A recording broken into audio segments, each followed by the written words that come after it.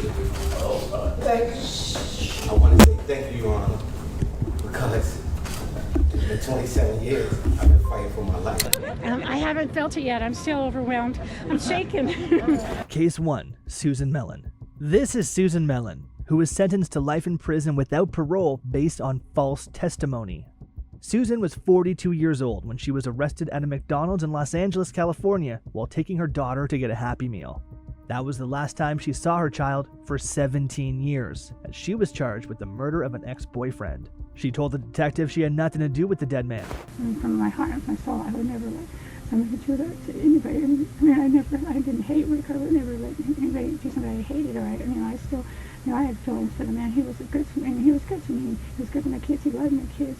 And I went to a funeral, and it's like, it was a sick thing what they did. Her innocent plea was never heard as the mother of 3 was sentenced to life in prison without parole.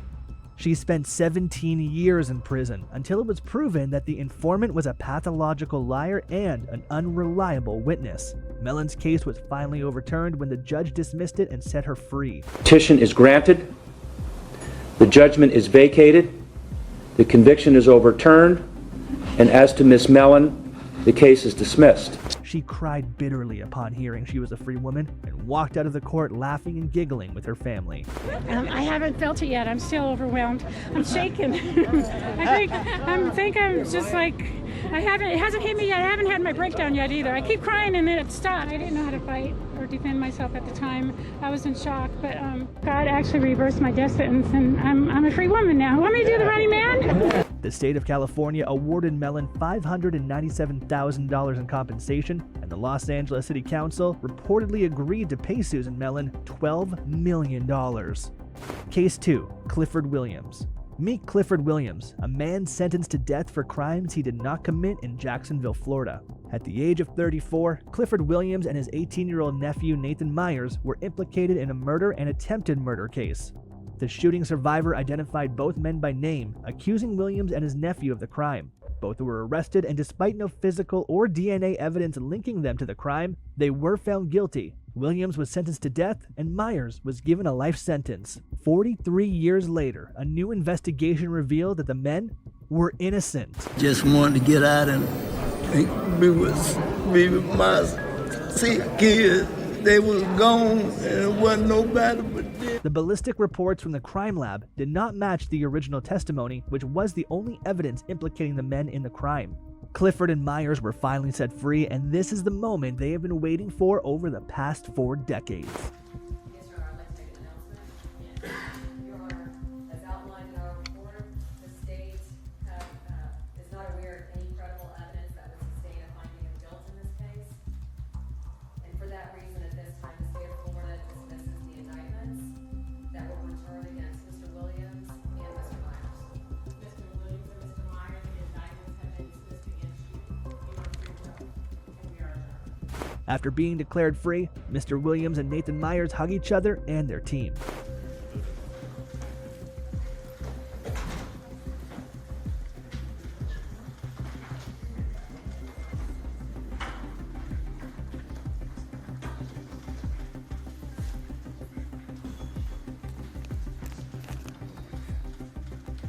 Both men received $2 million in state compensation, and that's a good way to start a new life after all those wasted years. Case 3, Clement Aguirre.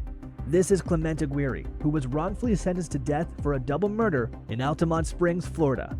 The incident happened 14 years ago, when Aguirre became the prime suspect in the deaths of a mother and daughter. Reportedly, he went to the woman's house that night to ask for beer and discovered the dead bodies.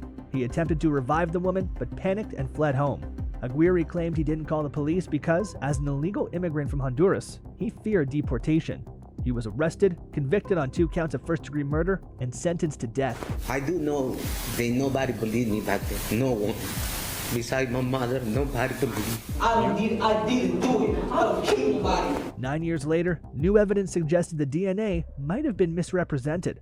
Aguirre's lawyers requested more testing, which revealed that all of his DNA samples matched his testimony, indicating that his DNA at the scene was consistent with his efforts to save the victims. After 14 years behind bars, including 11 on death row, all charges against Aguirre were dropped. I had to look at this case in a certain way based upon what the Supreme Court decided. Aguirre, at age 38, walked out of the detention facility a free man, wiping away tears and hugging his legal team and supporters. And I thank you for it. From the bottom of my heart. Aguirre is reportedly owed $720,000 from the state for being wrongly convicted. However, state lawyers are challenging this, and he hasn't received any money yet. His immigration situation is still unresolved. Case 4. David Ranta. This is David Ranta, the man who spent 22 years in prison for a murder he didn't commit in Brooklyn, New York. The incident happened in 1991, when Ranta was accused and arrested for the murder of Rabbi Chasko Wurzburger. Ranta was put in a police lineup run by Scarcella and was identified as the shooter. Ranta was then convicted and sentenced to 37.5 years to life in prison. Mr. Ranta, to say that I'm sorry for what you have endured would be an understatement and grossly inadequate, but I say it to you anyway. After 22 long years, the former witnesses admitted that they were pressured into testifying against Ranta. There was no physical evidence linking Ranta to the killing, and the evidence presented to the jury was allegedly fabricated. With this report, the judgment was overturned and dismissed. Mr. Ranta, to say that I'm sorry for what you have endured would be an understatement and grossly inadequate, but I say it to you anyway. This is the moment he had dreamed of. Weeping and surrounded by relatives, Ranta tried to describe his feelings to the media. With a bag of his belongings slung over his shoulder, he walked out and faced cameras. I'm overwhelmed. It's interesting, and I would just like to say thank each and every one of you for supporting me today on this. As I said from the beginning, I had nothing to do with this case. If you're interested, there'll be as much paperwork as you'd like to read on this case. With all he owned thrown over his back, Ranta walks out a free man. Ranta was awarded $6.4 million from New York City after Brooklyn prosecutors tossed his conviction in 2013. Ranta has been spending his best time with his family after his release. Case 5. John Bunn. This is John Bunn, who was wrongfully convicted of murder and spent 27 years in prison. While living in Brooklyn, New York, John Bunn was just 14 when NYPD detective Louis Scarcella arrested him. He spent 16 years in prison and then 11 years on parole, all the while fighting to prove his innocence.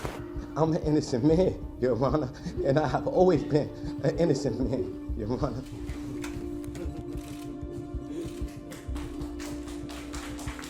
Bunn's conviction was finally overturned because of Detective Scarcella's misconduct and the absence of probable cause for his arrest. After 27 years of fighting to prove his innocence, he was finally exonerated.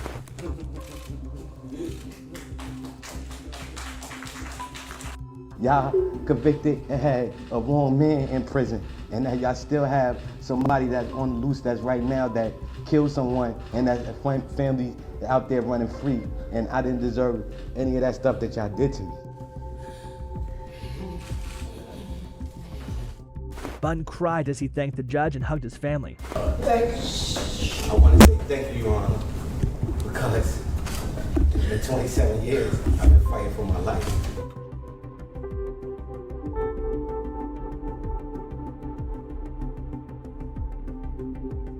Today, Bunn is 41 and a free man at last, mentoring at-risk young people and advocating for the power of reading through his own program that brings books to prisons. Case 6. Deborah Melky.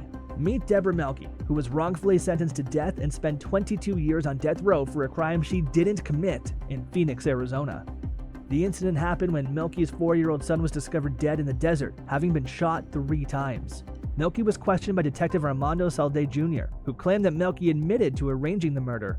She was charged with first-degree murder, even though there was no recorded confession. The state concluded she had planned the shooting, and she was sentenced to death. After 20 years, questions arose about Melky's alleged confession to Detective Salde, which she continues to deny ever giving. I had absolutely nothing to do with the brutal murder of my son, Christopher. And I did not give a confession to Mr. Soldati. As I said, I practice law in Chicago, which is the home of more documented false confessions than any other. It was reported that the court found Detective Salde had a history of lying under oath and violating individual rights. During Melky's interrogation, the alleged confession was the only direct evidence against her. Finally, 24 years after her arrest and facing the death penalty, her conviction was overturned.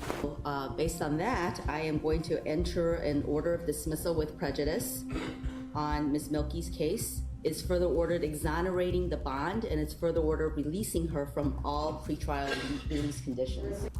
I always believed this day would come. I just didn't think it would have to take 25 years, 3 months, and 14 days to rectify such a blatant miscarriage of justice. Mielke now walks as a free woman. There are no reports that she received any compensation. Do you think the money these convicts received will be enough to compensate for their wasted years? Share your thoughts in the comments section. Please subscribe, like, and share this video.